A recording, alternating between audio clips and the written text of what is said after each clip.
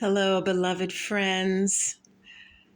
Kwana here, and I'm here today to talk about an incredible woman, an incredible soul, whose name is Peace Pilgrim. Now, many may not have heard of her, and maybe you have, but I felt moved to talk about her today because her incredible story is extremely significant. And I believe she is such an outstanding role model. And for me, she stands out as a true, authentic role model. I mean, I don't know about you, but I've really grown weary of the types of role models, the types of images and characters that have been presented uh, to me. Celebrities, sports heroes, political figures, wealthy figures, and so on. And, I don't have anything against these people, but I've been conditioned to believe that these are the people I should look up to in some form or another. These are the role models, these are the examples.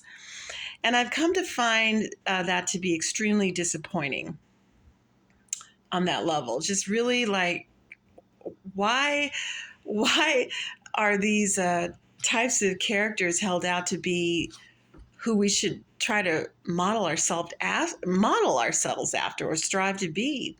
And I realize that that's not the case, and we've all seen that, right? More recently, we've seen in recent years that play out. We could see that holding these people as role models or on a pedestal is not wise. Now, that's not true for all of them. And I'm not saying one can't admire their work or appreciate their talents and gifts, but for me, they're not role models anymore. And in the last few years, I discovered a woman named Peace Pilgrim. I'm going to put a link to one of her talks she gave when she was here with us.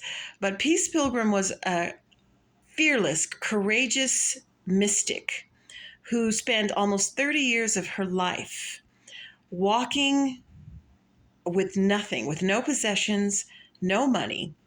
And she simply walked with the purpose of spreading peace and love. She changed her name to Peace Pilgrim.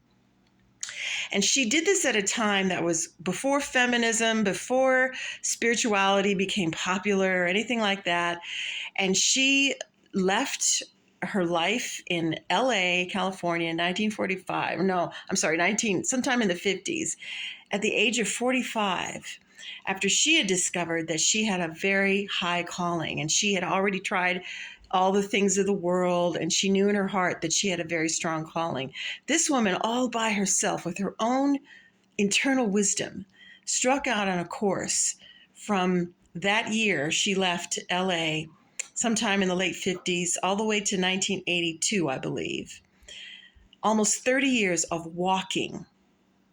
And her love and her message was so strong that people have been so touched and moved by her.